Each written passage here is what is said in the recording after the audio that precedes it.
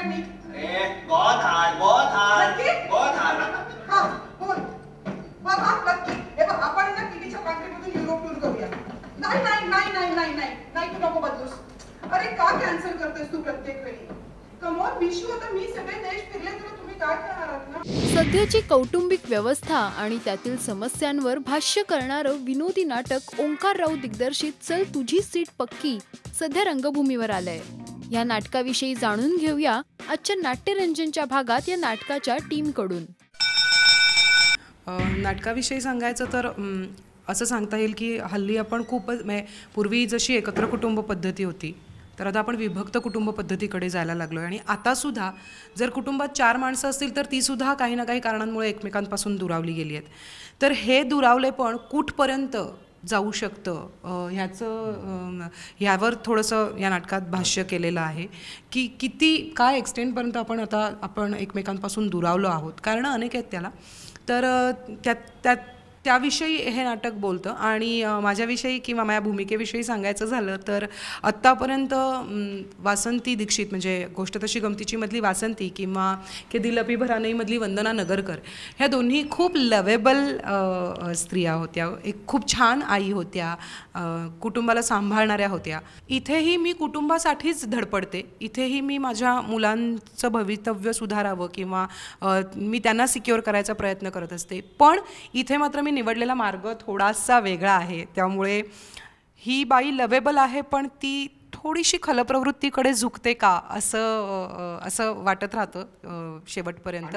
तिने अप्रतिम काम केलं. म्हणजे तिने ज्या पद्धतीने वर्किंग केलं आहे तिच्या वर्किंगमुळे मला जवळजवळ माझा वसंत सापडला. कारण मी म्हणतो माझं असं होतं की मी करप्ट माणूस आहे या नाटकामध्ये आणि माझ्या फॅमिलीसाठी मी हळूहळू बेमालूमपणे करप्शन इथपर्यंत गेलं आहे की शेवटी मला माझा शेवट दिसायला लागतो त्या गिल्टमुळे की मी हे काय करतो आहे, हे करप्शन कुठपर्यंत मला नेणार आहे. आणि त्याच्यानंतर माझ्या आयुष्यामध्ये एक व्यक्ती येते आणि त्या व्यक्तीमुळे मी कसा बदलत जातो.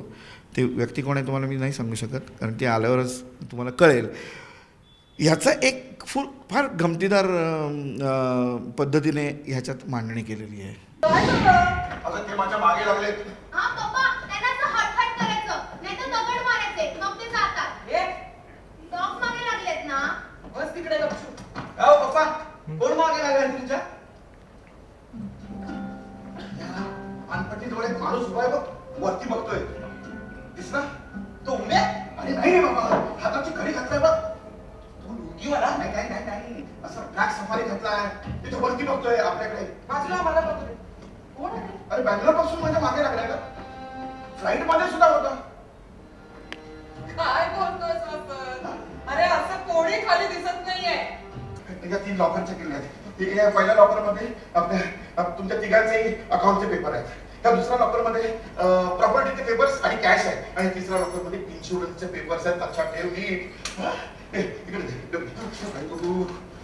भंडारी ही बाई भंडारीला दे आणि त्याच्याकडून नीट लक्ष ठेव. त्याच्याकडून रोख 25 लाख घे.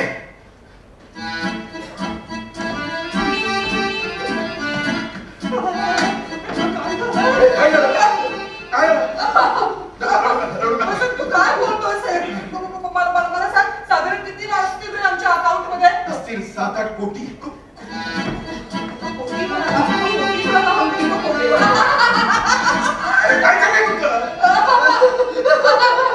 मंगेश दादांनी जेव्हा विचारलं तेव्हा दडपण आलं होतं की मला जमेल का. कारण की स्वतः मंगेश दादा काम करणार होते, लीनाताई होत्या, किरण दादा होते, जयंत दादा होते आणि खूप मोठमोठे आणि सिनियर ॲक्टर्स आणि ॲक्ट्रेस यांना डिरेक्ट करायचं म्हणजे खूपच प्रेशर येतं. म्हणजे आता आम्ही कॉलेजमध्ये एकांकिका वगैरे डिरेक्ट करतो ते इझी होतं. ते ज्युनियर असतात, आपण त्यांना शिव्या घालू शकतो. इथे खूपच ते वेगळ्या पद्धतीचं होतं आणि आपल्याला जे मुद्दा मांडायचा आहे किंवा जे काही पॉईंट सांगायचे असतात ते ऐकतील का की नाही ऐकतील ह्याचं एक दडपण असतं किंवा त्याचा विचार सतत डोक्यात येत असतो.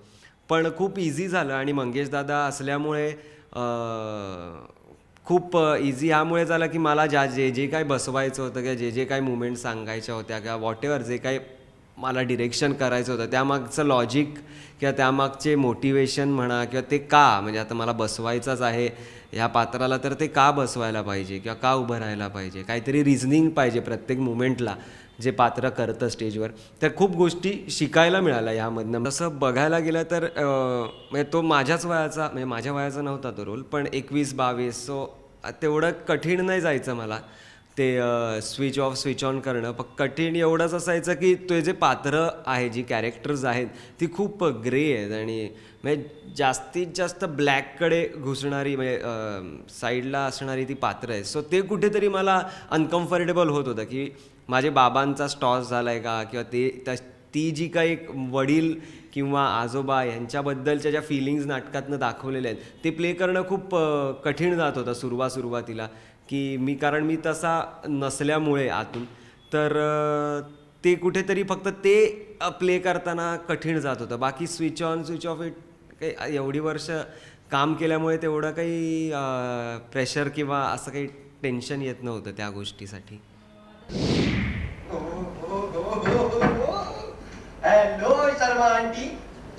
Sorry hello Tina. आराम ना. Yes red is my colour. लाल मेरे दिल का हाल.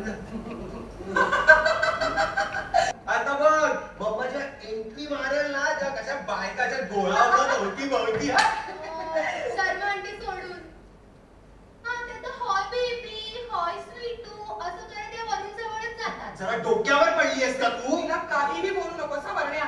तू ना आई बरोबर पार्टीत सतत बोलताना दिसतास ना मी तुला पार्टीत खटकावेन. मी तुला खरं सांगते आता. अगं तू हिच्याकडे कुठे लक्ष देतेस मम्मा? नाही मी आता जरा तुझ्याकडे लक्ष देणार. ठीक आहे मी पार्टीत येतच नाही तुम्ही बसा बोला. नको येऊ आम्ही कॅबने जाऊ. चल बस. बाबा चावी द्या ना गाडीची. कसली गाडीची? सॉरी पप्पा मी आहे पप्पा मी आहे. पप्पा तुमच्या गाडीची द्या ना. तुझ्याकडे आहे ना गाडी? अरे बघा कसा जातोय मस्त BMW घेऊन जातो. बेडरूम मध्ये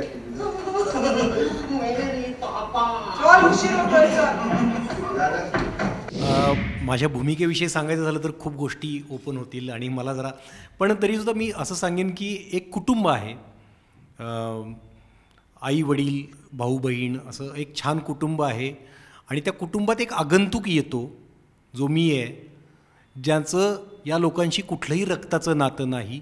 तो ओळखीचं नाही कोणाचा मित्र नाही कोणाच्या ऑफिसमधला नाही तरीही त्यांच्या घरात राहतो आणि तो अशा काही गोष्टी करतो की ज्याच्यामुळे यांच्यातले नातेसंबंधातली वीण उसवली जाते आणि काही गोष्टी खूप खऱ्या गोष्टी बाहेर पडायला लागतात.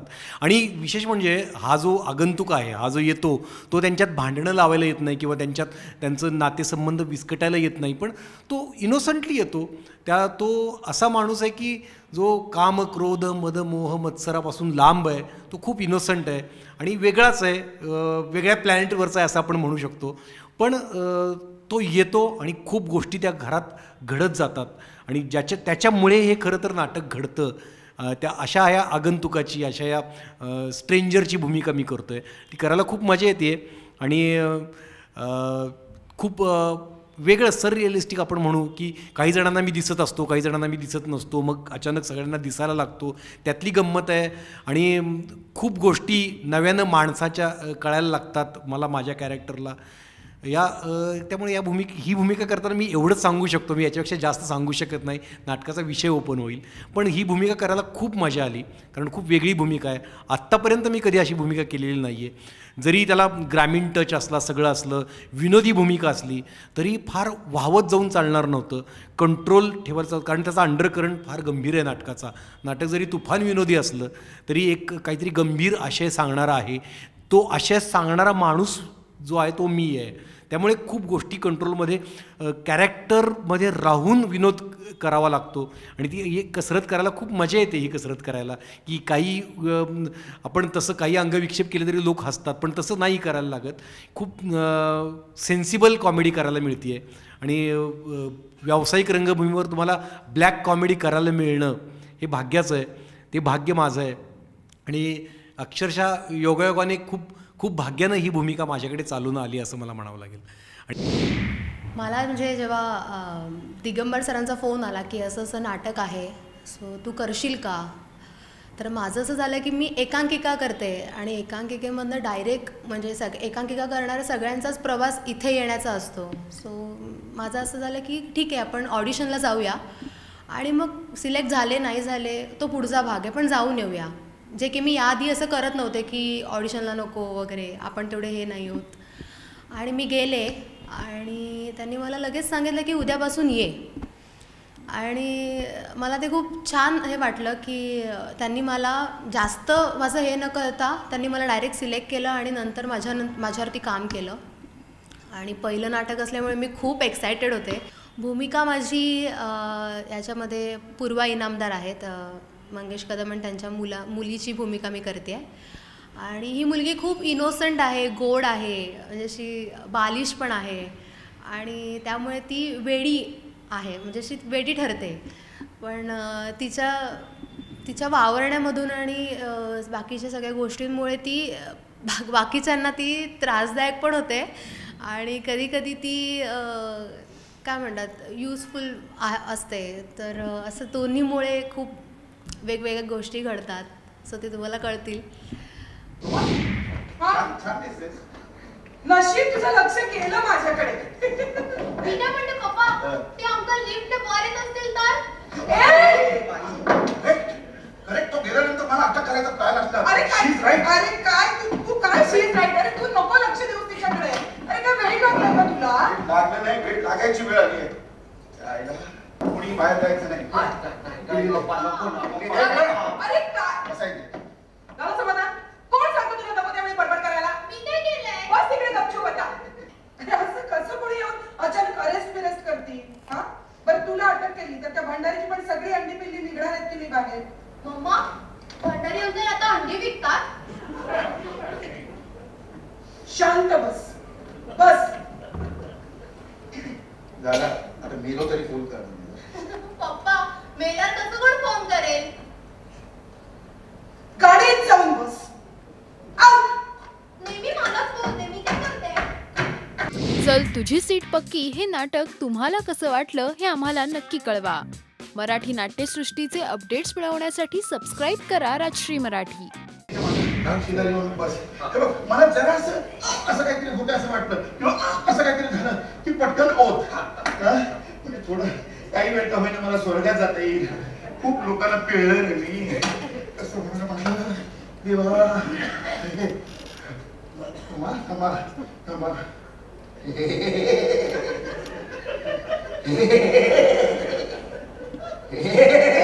काय करतोय? मी हसतोय. का? हसत मरणाला सामोरं लागतो.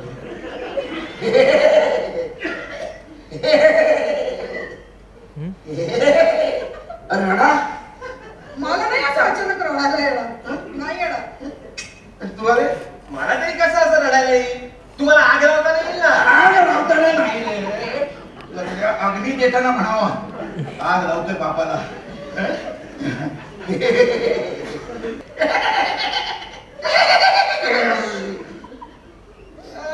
अहो पप्पा, तुम्ही खरंच भूत झालाय. अरे आधी मरू तर दे.